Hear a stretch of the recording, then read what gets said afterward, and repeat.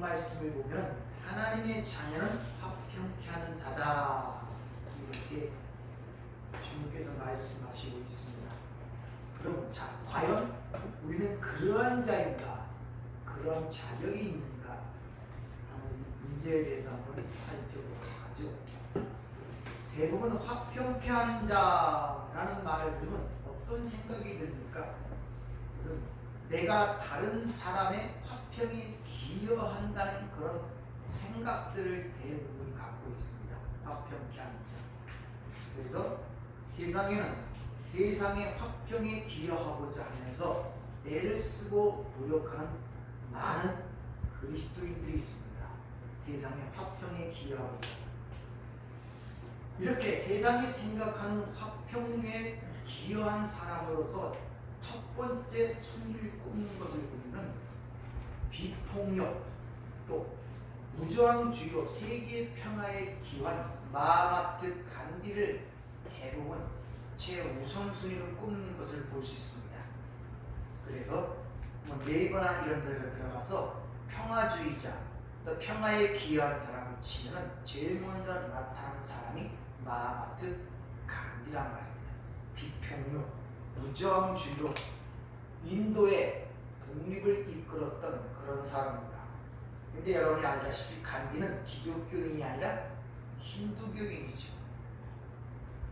그러면 지금 주님이 힌두교인이 그렇게 하는 그런 평화를 지금 말씀하는 거겠습니까? 아니죠. 지금 주님이 말씀하시는 화평, 평화는 그런 종류의 평화를 말씀하시는 것이 아님을 우리가 알 수 있다는 것입니다. 힌두교인이 하는 평화를 하나님 주님께서 그걸 평화라고 하시면서 그걸 우리에게 행하라고 말씀하시겠습니까? 아니라는 거예요. 그러니까 성경에서 평화, 화평이라는 것이 무언가를 우리가 잘 이해를 하셔야 화평케 하는 자가 뭔지를 알고 하나님의 아들이라 일컬음을 받는 그 이유를 우리가 깨달을 수가 있다는 것입니다. 우선 한 구절을 찾아보면 이사야 9장에 이런 말씀이 있습니다. 이사야 9장 6절 이하에 보면 이는 한 아기가 우리에게 낳고 한 아들을 우리에게 주신 바 되었는데 그 어깨에는 정사를 메었고 그의 이름은 기묘자라 모사라 전능하신 하나님이라 영존하시는 아버지라 평강의 왕이라 할 것이라. 그 정사와 평강의 더함이 무궁하며 다윗의 왕자와 그의 나라를 군림하여 그 나라를 굳게 세우고 지금 이후로 영원한 정의와 공의로 그것을 보존하실 것이라. 만군의 여호와의 열심히 이를 이루시리라. 이렇게 얘기합니다. 여기에 보면 화평, 즉 평강을 이루는 분으로 예수 그리스도가 평강의 왕으로 오신다고 분명히 성경은 기록하고 있습니다. 평강의 왕이라는 것은 그분이 평강의 주인이라는 거예요. 그러니까 평강, 화평은 바로 예수에게서만 나온다는 이야기란 말입니다. 예수에게서만. 히브리서 12장 2절을 보도 믿음의 주요 온전케 하는 예수를 바라보자. 믿음의 주인이자 그 믿음을 완성시키는 부분도 예수라고 얘기하죠. 같은 맥락이에요. 예수가 바로 평강의 왕, 평강의 주인이시며 그분이 화평을 주시는 분임을 성경은 분명히 우리에게 일러주고 있단 말입니다. 또 한 구절 찾아볼까요? 미가서 5장 2절 이하에 보면 이런 말씀이 있습니다. 또 예수님의 탄생에 관한 이야기인데 베들레헴 에브라다야, 너는 유다 족속 중에 작을지라도 이스라엘을 다스릴 자가 네게서 내게로 나올 것이라. 그의 근본은 산고의 영혼에 있느니라. 그러므로 여인이 해산하기까지 그들을 붙여두시겠고 그 후에는 그의 형제 가운데 남은 자가 이스라엘 자손에게로 돌아오리니 그가 여호와의 능력과 그의 하나님 여호와의 이름의 위엄을 의지하고 서서 목축하니 그들이 거주할 것이라. 이제 그가 창대하여 땅 끝까지 미치리라. 이 사람은 평강이 될 것이라. 자, 여기서 미가 선지자는 마지막 5절에 보면 이 사람이 평강이 될 것이라. 예수님 자체를 평강 자체라고 지금 얘기하고 있단 말입니다. 그러니까 예수님은 평강의 주인인 동시에 그 평강의 자체이신 분이에요. 따라서 예수를 모르고 예수가 아니면 이 땅에 평화, 화평을 주실 분이 없다는 것을 성경은 일단 우리에게 일러주고 있단 말입니다. 그러니까 인간의 어떤 수고와 노력으로 이루어지는 그런 평화가 아님을 성경은 우리에게 지금 가르쳐 가르쳐주고 있는 것입니다. 자, 그렇게 평강의 왕, 평강 자체로 오신 그 예수 그리스도가 먼저 누구와 화평을 이루도록 하겠습니까? 누구와 화평을 이루겠어요? 네? 제일 먼저 누구와 화평을 이루도록 하겠습니까? 하나님하고 화평을 이루도록 하죠. 자, 그 평강의 왕이신 예수 그리스도로 말미암아 오는 화평은 먼저 하나님과의 관계 속에서 화평을 하는 것이란 말입니다. 그것을 골로새서에서 어떤 화평을 말하는지 우리에게 정확하게 일러주는데, 골로새서 1장 20절, 그의 십자가의 피로 화평을 이루사 만물 곧 땅에 있는 것들이나 하늘에 있는 것들이 그로 말미암아 자기와 화목하게 되기를 기뻐하십니다. 자, 예수의 피로 화평을 이루는데 그 피로 말미암아 자기와 화목하게 한다는 거예요. 하나님과의 먼저 화평을 얘기하는 거예요. 그러니까 제일 먼저 화평은 하나님과의 화평을 이야기하고 있다는 것입니다. 그렇게 화평을 이루는 자라란 말입니다. 누구와의 화평이요? 하나님이요. 제일 먼저 하나님과의 화평을 이루어야 된단 말입니다. 네. 근데 그것이 뭘로? 십자가의 피로.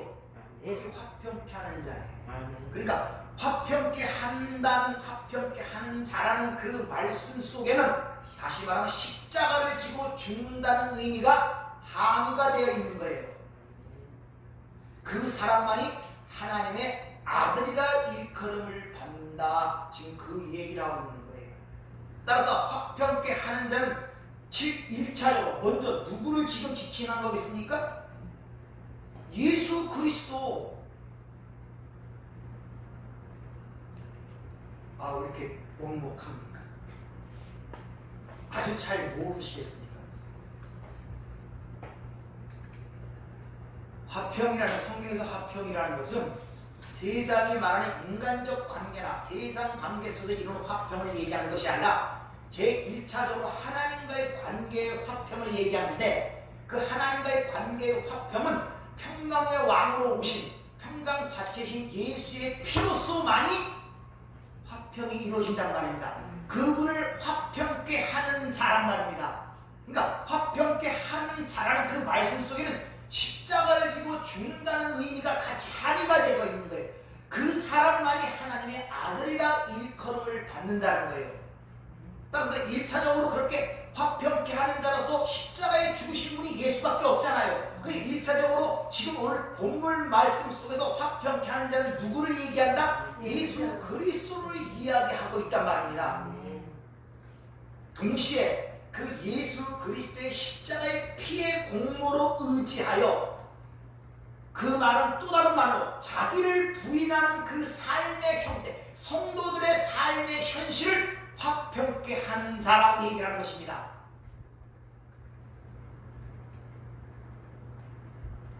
예수님이 십자가의 죽으심으로 하나님과 당신의 백성들을 화평케 했단 말입니다. 그래서 그분이 화평케 하는 자예요. 1차적으로. 이거 오늘 보면서 화평케 하는 것은 1차적으로 예수 그리스도의 십자가의 사건을 통하여 하나님과 관계를 회복시킨 그 사건을 얘기하는 것이고, 두 번째는 그 예수 그리스도의 피의 공로만을 의지하는 성도의 현실을 화평케 하는 자, 이런 말이에요. 그 예수의 피만 의지한다는 그 말씀 속에는 나를 전적으로 부인한다는 의미가 같이 함의가 되어 있기 때문에 화평케 하는 자라는 그 말씀 속에는 십자가를 지고 죽는다는 의미가 같이 함의가 되고 있단 말입니다. 그러니까 화평케 하는 자라는 그 말씀 속에는 십자가의 삶, 십자가에 죽는 그 삶이 같이 함의가 되어 있단 말입니다. 오늘 본문 말씀 속에서 그걸 이야기를 하고 있단 말입니다. 이렇게 내 성도의 자신, 내가 부인됨으로 말미암아 오로지 하나님만 드러나는 상태를 화평한 상태라고 하는 거예요. 예수가 자기를 전적으로 부인하고 죽기까지 순종하심으로 누구만 드러났습니까? 아버지의 영광만 드러나는 그 상태를 화평, 평화라고 하는 것입니다. 이게 성경이 말하는 평화란 말입니다. 성경은 인간을 하나님의 형상대로 창조했다고 그러죠. 그 하나님의 형상대로 창조했다는 의미가 뭡니까? 그것은 인간은 오로지 하나님만을 드러내고 하나님 절대 의존적 존재로 창조했다는 거예요. 하나님의 형상대로 창조했다는 그 말은 그렇게 하나님만 드러내고 하나님을 절대적으로 의존하는 존재로 만들어졌다는 의미가 그 안에 함의가 되어 있는 거예요. 따라서 그 인간에게 주어진 모든 짐승과 다른 재능, 은사, 이성, 지성, 이런 통찰력, 이 모든 것들은 나를 드러내는 데 쓰이는 것이 아니라 하나님을 드러내고 하나님의 영광을 드러내는 데 쓰임을 받아야 되는데, 타락한 인간들이 자신을 드러내기 위해 그 모든 것들을 허비하고 그것을 타락이라 그러는 것입니다. 인간은 짐승과 다르게 절대 하나님 의존적 존재로 탄생됐다니까요. 그래서 모든 짐승과 동물의 탄생은 인간과 비슷한데, 그 중에 태어나는 모든 생명체 중에 인간의 처음 탄생이 가장 미약하게 태어나는 것입니다. 짐승들 태어나면 바로 뛰고 젖먹고 강합니다. 인간은 안 되잖아요. 젖도 자기 스스로 못 먹어요. 듣지도 보지도 젖을 물려줘야 먹는 가장 미약한 존재. 일어서긴 합니까? 뒤집기도 얼마나 오래 걸립니까? 기는데 얼마나 걸립니까? 그가 일어서 뛰기까지 얼마나 오래 걸리냔 말이에요. 짐승들은 금세 그날 떼서 그날 잘 돼요. 그렇게 하나님 형상대로 창조된 인간은 하나님의 절대 의존적 존재로 탄생했구나. 하나님만 드러내는 도구로 만들어진 피조물이 인간이란 말입니다. 근데 인간이 자신들의 영광을 위하여, 자신의 뜻을 위하여 주어진 재능을 사용하는, 그걸 타락이라고 그러고 하고 있단 말입니다. 하나님 절대 의존적 존재로 지음받았다는 그 말의 의미는 하나님을 떠나서는 나는 티끌이요 먼지라는 걸 인정하고 수긍하고 사는 삶이에요. 하나님을 떠나서 나는 존재도 아니라고 그렇게 인식하며 살아가는 삶. 포도나무에 가지가 붙어 있어야지 너희가 나를 떠나서는 아무것도 할 수 없다는 그것을 인정하는 삶. 그것을 그렇게 이야기를 하고 있단 말입니다. 그런데 그런 자리에 있어야 할 인간이 스스로 하나님의 자리에 앉아 하나님의 흉내를 내는 그들에게 하나님의 진노와 저주가 임하는 거예요. 불의로 진리를 막는 결과를 내게 다 진리를 대적하는 자가 된단 말입니다. 거기에 하나님의 진노와 저주가 부어진단 말입니다. 그런데 그렇게 인간들에게 부어져야 할 진노와 저주가 예수의 십자가 위에 부어진 사건이 바로 골고다 십자가의 사건이란 말이에요. 거기에 다 부어진 거예요. 그리고 그 아들 안에서 그 백성들을 예수와 함께 죽여 장사 지내고 예수와 함께 새 사람으로 부활시킨 것이 바로 구원이라고 성경은 기록하고 있는 거예요. 그래서 고린도서 17절 옛 것은 지나갔으니 보라 새 것이 되었도다. 새로운 피조물이 되었단 말입니다, 여러분들. 그래서 그 아들 안에서 당신들의 백성을 모두 함께 죽이시고 함께 일으키시고 함께 하늘에 앉힌 바 되었다고 에베소 2장 5절에 얘기하죠. 허물로 죽은 우리를 그리스도와 함께 살리셨고 너희는 은혜로 구원을 받은 것이다. 또 함께 일으키사 그리스도 예수 안에서 함께 하늘에 앉히시니, 여기서 함께 살리셨고 조포이센 이게 과거 능동태입니다. 함께 일으키사 이것도 레이게렌 이것도 과거입니다. 그리고 함께 하늘에 앉히시니 카다센 이것도 과거 이미 이루어진 상태란 말입니다. 하나님이 이렇게 예수와 함께 죽으시고 예수와 함께 부활시켜 예수와 함께 하늘 보좌에 앉히신 분들 아들 안에서 그 일을 하셨단 말입니다. 누가? 아버지 하나님께서. 우리가 행한 게 아무것도 없어요. 이게 구원이란 말입니다. 그래서 너희가 은혜로 인하여 구원을 받았다고 그렇게 성경은 강조를 하고 있는 것입니다. 거기에 우리 어떤 공로가 포함되고 어떤 인간의 행위가 그것입니까? 이미 이루어진 상태.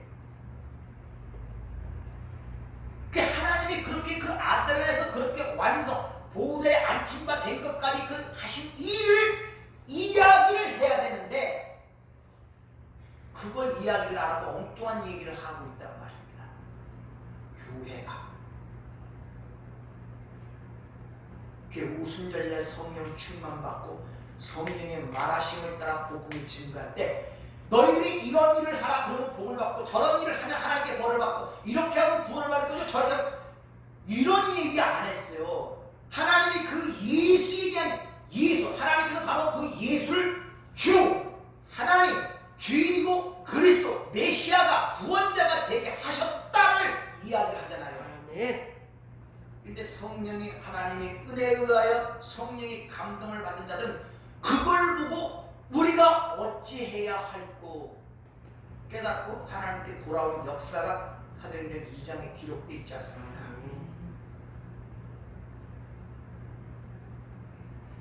그럼 어떤 분들은 이렇게 물을지도 몰라요. 왜 우리가 예수 안에서 죽은 자가 되어야 할까?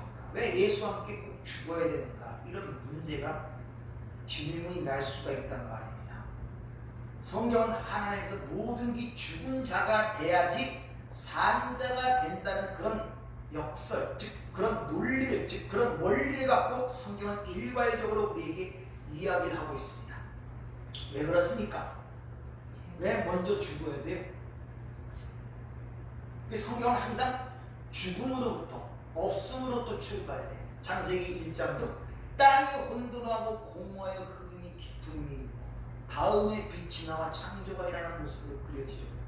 인간의 모습도 그려질 때 흙에서 먼지에서 하나님의 생기가 들어 살아있는 존재로 그려지고 세상에 멸망당할 세상을 상징하는 바벨론 갈대아 우레에 하나님이 찾아가서 그를 꺼내는 모습으로 근본은 죽은 자의 모습으로 나타나는 거예요. 에스겔서의 마룻뼈의 환상도 바싹 마른 마룻뼈다기를 하나님의 대언자를 통해 말씀을 통해 살려내는 모습으로 그려지지 않습니까? 죽음으로부터 시작되는 이 성경의 하늘의 패러다임이란 말입니다. 왜 그러냐? 너희들은 피조물이기 때문에 하나님을 의지하지 않고는 하나님을 따르는 곧 죽은 자라는 사실을 깨닫기 위해서 피조물은 스스로 할 수 있는 게 아무것도 없단 말입니다. 그걸 깨달아야 된단 말입니다. 그래서 성경은 항상 죽음으로부터 탄생으로부터 그래서 지난주 언젠가 말씀드렸죠. 아이를 낳을 때 왜 자궁으로부터 피와 물이 같이 터집니까? 피는 죽음을 얘기하죠. 피가 흐르는 것은. 근데 거기에 물이 나옵니까? 왜 예수의 역부에서 물과 피가 나왔다고 성경은 기록하고 있습니까? 바로 죽음으로부터 깨끗함을 받는 예수의 죽음의 피로서 그것이 그 피만이 우리에게 유일하게 그 죄를 씻으는 물이 될 수 있다는 것을 그렇게 가르쳐주고 있단 말입니다. 이것이 거듭남의 원리이기 때문에 니고데모에게 네가 물과 성령으로 거듭나지 않고는 하나님 나라를 볼 수도 없고 들어갈 수 없다고 확고하게 일러주고 있는 거예요. 따라서 하나님의 형상대로 창조된 하나님의 인간들은 절대 하나님의 의존적 존재로 살아갈 때 거기에 진정한 안전과 평화가 보장이 되지 하나님을 떠나서는 먼지고 티끌이고 죽은 자라는 것을 가르치기 위해서 우리가 죽음으로 떨어지는 거예요. 여러분 진짜 죽음이 뭔 줄 아십니까? 원래 죽어있는 자들이 죽음이 뭔 줄 알겠어요? 죽은 자들은 죽음이 뭔지 삶이 살아있는 생명이 뭔지는 몰라요. 산 자만이 죽음이 뭔 줄 알고 산기 뭔 줄 알아요. 따라서 예수만이 산자이기 때문에 죽을 수 있는 거예요. 아시겠습니까? 예수만이 진정 산자이기 때문에 죽음이라는 죽음을 죽을 수 있지 우리는 죽음 자체를 죽지도 못한단 말인데 원래 죽어있는 자기 때문에 그래서 죽음을 몰라요. 당연히 산 것도 모르죠. 여러분 죽음이라 생각하는 게 세상적 개념 아닙니까? 흔히 밥 숟갈 넣는 거, 숨을 못 쉬는 거, 심장이 멎는 거, 머리에 뇌가 멈추는 거, 뭐 이 정도 아닙니까? 그게 죽음이라고 생각하고 있지 않습니까? 사는 게 뭡니까? 그럼 반대되겠죠. 숨 쉬는 거, 밥솥 갖고 밥 먹는 거, 심장이 뛰는 거고. 여러분이 생명이 그거라고 생각하시니 그게 생명이라고 생각하세요? 그럼 짐승과 매일만 뭐가 달라요? 인간과 짐승과 매일만 생명이 뭐가 다르냐 말입니다. 짐승도 그렇게 하는 것을 생명 사는 것이고 그렇게 못할 때 죽는 거 아닙니까? 그럼 인간도 똑같은 거 아니에요? 그럼 인간과 짐승이 다른 점이 뭐냐는 말입니다. 성경이 그런 걸 생명이라고 얘기하겠습니까? 그런 생명을 주었다고 주님이 말씀하시겠습니까? 아니란 말입니다.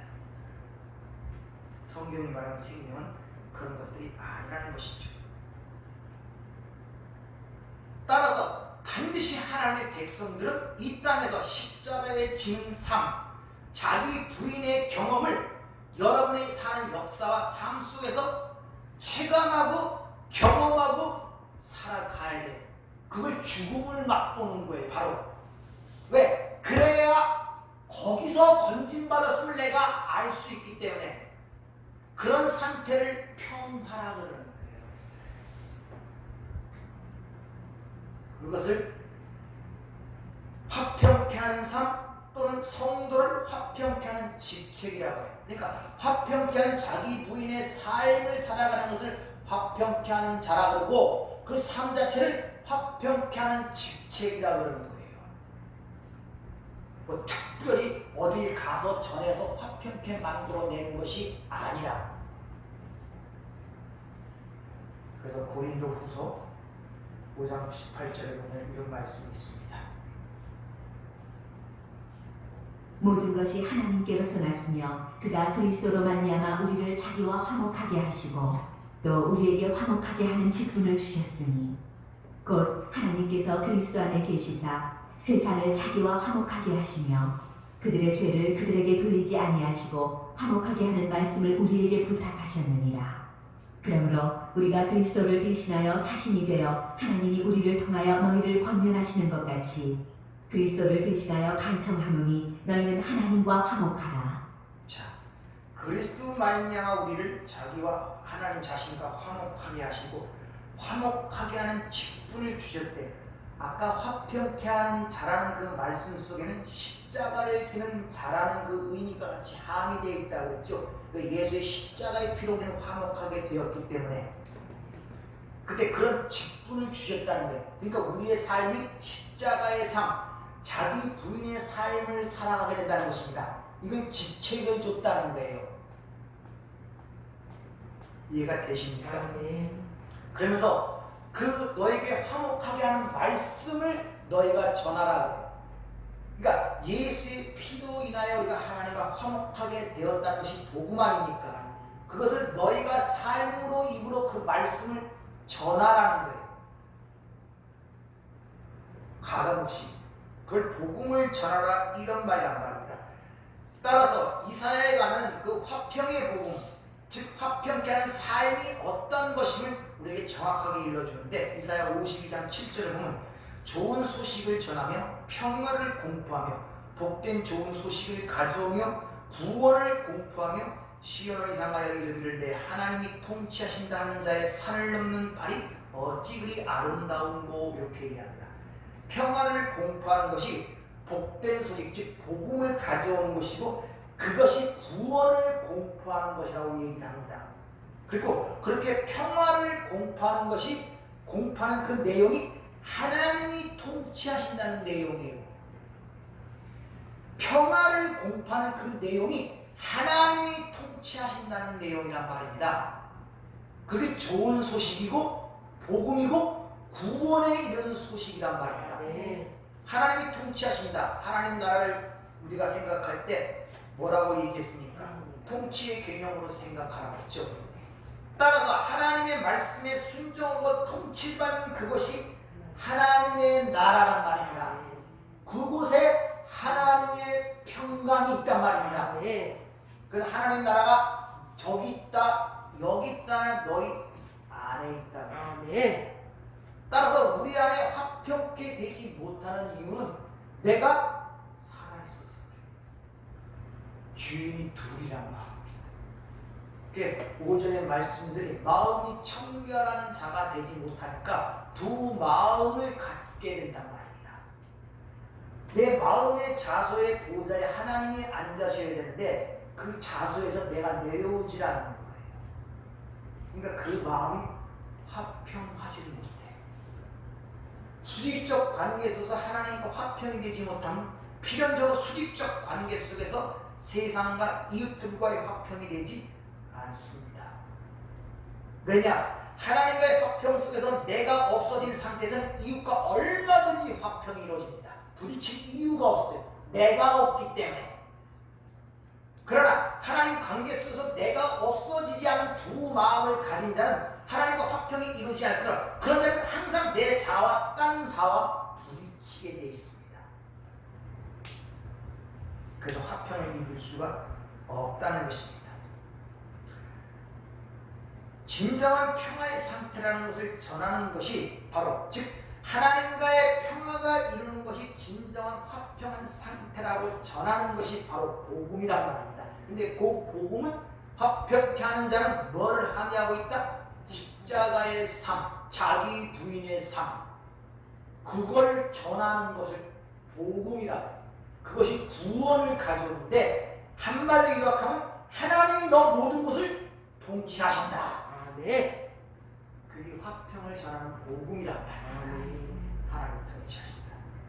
그래서 화평케 하는 자는 하나님의 아들이라 일컬음을 받는 이유가 바로 거기 있습니다. 그래서 이런 것들을 우리에게 가르치기 위하여 히브리서 2장 11절에 보면 우리를 형제라고 해요. 그리고 우리를 하나님의 아들이라고 얘기한단 말이에요. 따라서 우리는 이 세상 속에서 예수의 형제고 하나님의 아들이니까 당연히 화평의 삶을 살아야 한다는 것이죠. 그걸 또 다른 말로 십자가의 삶. 그러니까 이 세상에서 생각하는 것처럼 이 역사 속에서 하나님의 평강, 하나님의 화평은 결코 좋게 느껴지지 않는단 말이에요. 아시겠습니까? 내가 부인되고 내가 죽어야 되는 그 화평이 어찌 평화롭기만 하겠습니까? 갈등과 범민과 고통이 수반된단 말입니다. 그래서 주님이 이런 말씀을 하시죠. 마태복음 10장 34절 보면 이런 말씀을 하십니다. 평강의 왕이라는 분이, 평강을 주러 왔다는 분이 이런 말씀을 하세요. 내가 세상에 화평을 주러 온 줄로 생각하지 말라. 화평이 아니요 검을 주러 왔노라. 내가 온 것은 사람이 그 아버지와 딸이 어머니와 며느리가 시어머니와 불화하게 하려 함이니 사람의 원수가 자기 집안 식구리라. 아버지나 어머니를 나보다 더 사랑하는 자는 내게 합당하지 아니하고 아들이나 딸을 나보다 더 사랑하는 자도 내게 합당하지 아니하며 또 자기 십자가를 지고 나를 따르지 않는 자도 내게 합당하지 아니하니라. 자기 목숨을 얻는 자는 잃을 것이요 나를 위하여 자기 목숨을 잃는 자는 얻으리라. 평강의 왕으로 오셔서 하나님과 화평을 주기로 오신 분이 여기서는 반대로 내가 세상에 화평을 주러 온 것이 아니라 그래요. 이 모순이 되잖아요. 모순. 어느 쪽에서는 화평을 주러 평강의 왕으로 오셨다고 그러고 여기서는 내가 세상에 화평을 주러 온 것이 아니다 이렇게 지금 말씀하고 있단 말입니다. 무슨 말입니까? 왜 이런 말씀을 하세요? 모순된 말씀을. 그것은 여기서 지금 화평을 주러 온 것이 아니라는 이 말씀은 인간들이 자기 자신들이 이 땅에서 경험하고 배운 지식을 바탕으로 기대하고 고대하는 그런 평화가 아니란 말이에요. 그래서 내가 세상에 니들이 생각하는 그런 평화를 온 것이 아니라는 말입니다. 여러분이 기대하는 평화가 아니란 말입니다, 여러분들. 그래서 우리가 거기서 많은 모순을 느끼는 거예요. 세상에서 사람들이 평화라고 느낀 게 뭡니까? 현실 속에서 눈으로 보이는 것을 근거로 하여 거기서 평화라는 느낌과 감정을 갖고 싶어 하잖아요. 또 현실에서 눈으로 보이는 것으로 그것을 의지하여 그것을 나의 보호막으로 삼아 거기서 평화를 누리려고 하잖아요. 그 보호막이 없으면 불안해요. 근데 인간은 어떤 것을 소유한다 해도 절대 불안이 사라지지 않는다는 것입니다. 어떤 소유를 갖고 어떤 환경에 처했더라도 그리고 어떤 행위를 하더라도 인간은 절대 평화를 소유할 수가 없다고 이야기를 하고 있다는 말입니다. 그러니까 내가 그 평화를 줄 테니까 네가 주인된 그 자리에서 내려와. 그러면 내가 그 평화를 줄게. 지금 이런 말씀을 하고 있단 말입니다. 인간들은 자신의 평화를 도모하기 위하여 세상의 힘과 세상의 가치를 동원하죠. 돈이나 명예나 권력으로 그것을 자신의 평화의 어떤 테두리와 보호막으로 사용하려고 해요. 근데 평강의 왕으로 오신 예수님이 나만이 그 평강을 줄 수가 있음을 알기 때문에 그들이 그렇게 의지하고 자신의 보호막과 평강, 화평의 근거로 사용하는 것들을 다 끌어내시는단 말입니다. 여러분이 화평의 가장 근거로 사용하는 것들이 뭡니까? 그게 바로 가족이에요. 가정의 화평, 부부간의 화평, 자식과의 올바른 관계, 좋은 관계. 그것을 여러분이 화평의 근거로 사용하고 의지하고 기대하는 것들 아닙니까? 주님이 그걸 끌어내신다는 거예요. 그걸로 너희들을 화평 얻는 게 아니라고 얘기를 하는 거예요. 근데 인간들은 전부 다 거기에 기대하고 그것을 바라고 그 바라고 생각하는 그 평화가 잘못된 것이기 때문에 내가 니들이 생각하는 평화를 주러 온 것이 아니야. 오히려 그를 끊어내기 위하여 검을 주러 왔다고 주님 말씀하십니다. 네.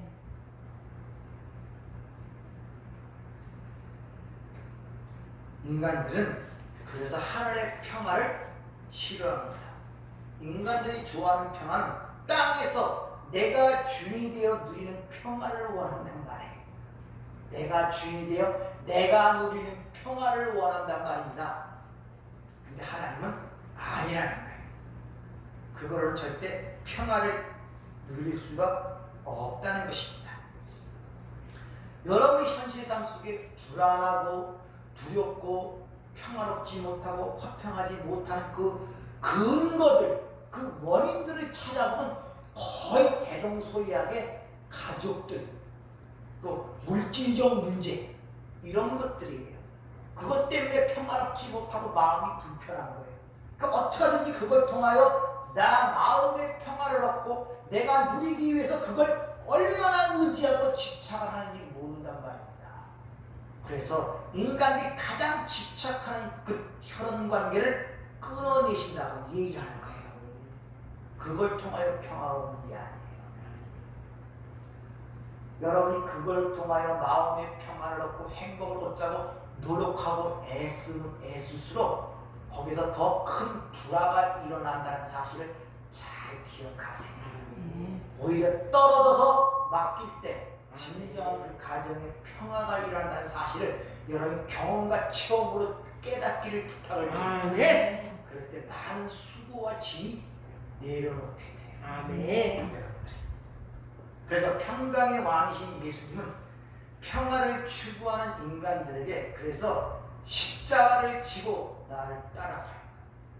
자기 부인을 하고 나를 따르라고 하는 이야기가 그렇단 말이다. 왜? 내가 세상에서 생각하는 세상이 원하는 그런 평화를 주고 온 것이 아니기 때문에 니들이 원하는 것은 주는 것이 아니기 때문에 따라서 십자가라는 것은 자기 부인이라는 말과 같이 붙어있듯이 곧 자기 부인을 의미하고 있다는 말이죠. 즉 나의 죽음을 의미하는 거예요. 그런데 그것이 곧 하나님과의 평화며 사람들과의 평화라는 것입니다. 그것이 그래서 하나님께서 항상 짝을 만들어 놓죠. 빛과 어둠, 선과 악, 남자와 여자. 근데 모든 것들은 짝을 이루어서 하나의 하나님이 그 원하시는 것을 이루어가는데 인간만이 거꾸로 됐어요.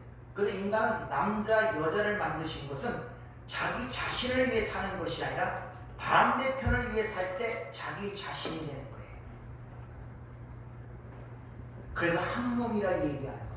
그래서 예수님은 우리를 신부를 위해 사셨어요. 자기 몸을 주셨단 말입니다. 죽기까지 주셨단 말이에요. 자신을 위해 살지 않았단 말이에요. 그래서 우리가 하나님의 자녀가 되고 하나님의 신부가 되는 거예요. 그럼 신부는 반대쪽으로 나를 위한 삶이 아니라 신랑을 위한 삶이 되어야 되는 거예요. 그래서 너희가 예수를 주라고 얘기하듯이 남편을 그렇게 생각을 하라고 그러죠. 근데 우리 실제 삶 속에서 남자 여자의 부부 생활 속에서 그게 되질 않잖아요. 뭘 가리키는 겁니까?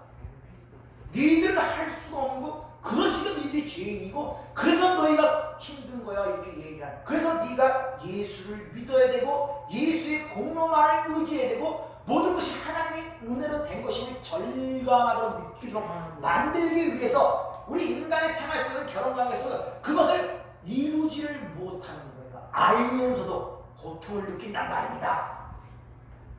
근데 그걸 하나님께서 이루신 거예요. 아멘. 자기 자신을 주셔서. 따라서 성경이 말하는 화평해 하는 삶이라는 것은 자기 의를 완전히 부정당하는 것이고 나의 옛사람이 죽음을 의미하는 것이며 그 자체가 평화이며 화평케 한다는 내용을 갖고 있는 의미인 것입니다. 그래서 초두에 화평케 하는 자라는 말씀 속에는 십자가를 지는 삶이 같이 함의되어 있다는 것을 아셔야 됩니다. 근데 그것은 바로 제일 첫 번째 누구와의 관계가 하나님과의 관계가 수직적 관계가 바로 서야 돼요. 그것이. 그래서 여러분들 우리가 똑바로 서 있는 것을 어떻게 합니까?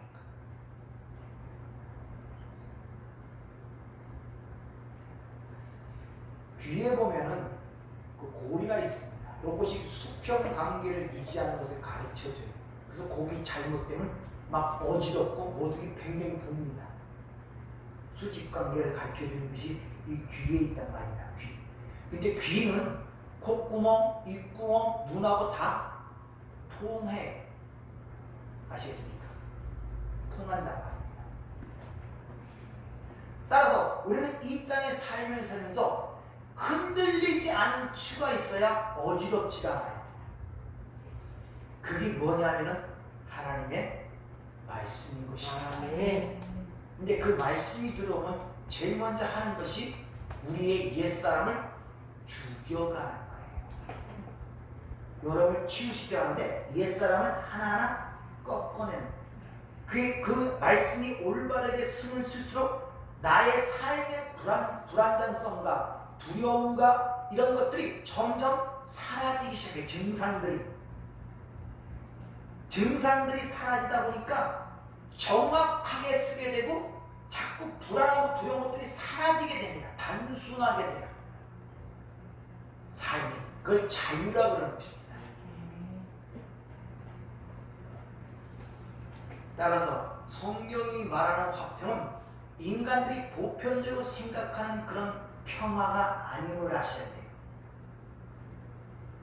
성경이라는 평화는 화평은 먼저 하나님과의 화평인데 그 상태는 내 옛사람의 죽음이며 나를 부정하고 자기 십자가를 지는 그 삶을 화평한 삶이라고 그렇게 이야기를 하고 있단 말입니다. 따라서 우리가 화평한 삶을 살리면 필연적으로 내가 부인이 돼야 합니다. 그러니까 세상은 그걸 달갑지 않습니다.